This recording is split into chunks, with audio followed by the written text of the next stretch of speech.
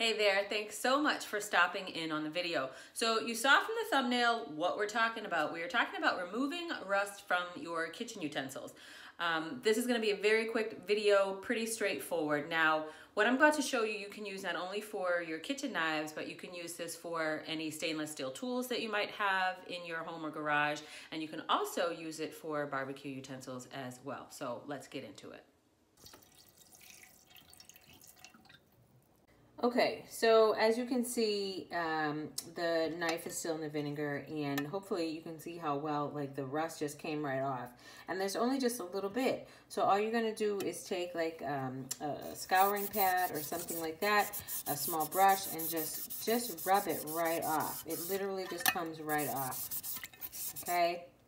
You see that? You see how easy it comes right off, and it's totally rust free. It's that simple. So you can see how simple and easy it is to use vinegar to remove rust on any knives or utensils that you might have in your home. Now, I hope you found this tip helpful. If you did, hit the subscribe button and the notification bell. That way you never miss when I upload a new hack each and every week. Take care.